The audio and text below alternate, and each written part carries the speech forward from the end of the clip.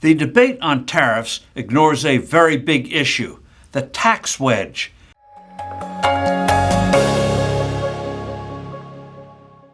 Hello, I'm Steve Forbes, and this is What's Ahead, where you get the insights you need to better navigate these turbulent times.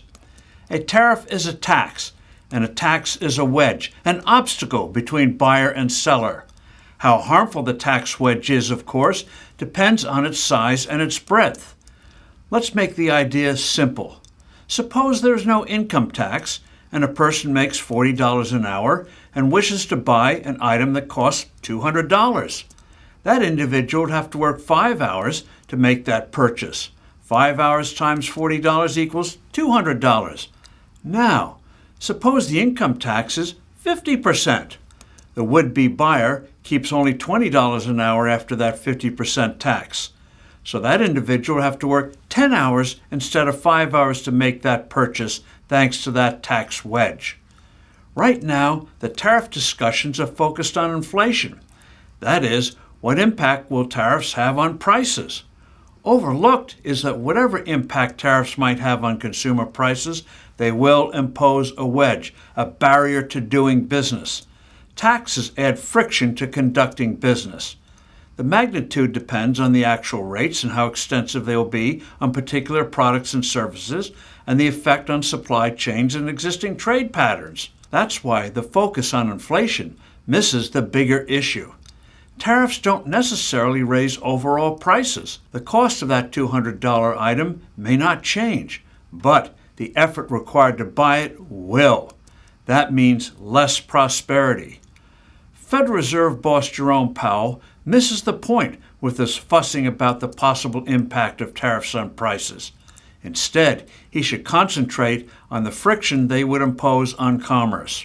The most devastating result historically came from the sweeping Smoot-Hawley tariff bill that began to wend its way through Congress in 1929, triggering the infamous stock market crash.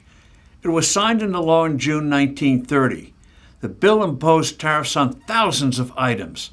The legislation triggered massive retaliations from other countries and effectively blew up the global trading system. Trade shriveled. It began what came to be called the Great Depression, as it was followed by other big economic mistakes, particularly tax increases in the U.S., Britain, Germany, and other nations. Countries resorted to competitive devaluations, what historians labeled beggar-thy-neighbor policies. This disastrous state of affairs is why nations after World War II, led by the U.S., began a series of agreements reducing tariffs and other trade barriers. The resulting explosion in trade was critical for the big growth the world experienced after 1945. The most immediate point today is that the Smoot-Hawley tariffs didn't raise prices. The slump in commerce led to price cuts. Prices don't go up in going out of business sales. Thankfully, the tariffs being enacted or proposed today aren't on the scale yet of Smoot-Hawley. Moreover, unlike 1929-1930, they're still fluid, still subject to change. Nonetheless, the helter-skelter way the issue is being treated leads to real concerns. Hopefully, these are hard-fisted negotiating tactics that will yield sensible agreements and end up reducing trade barriers.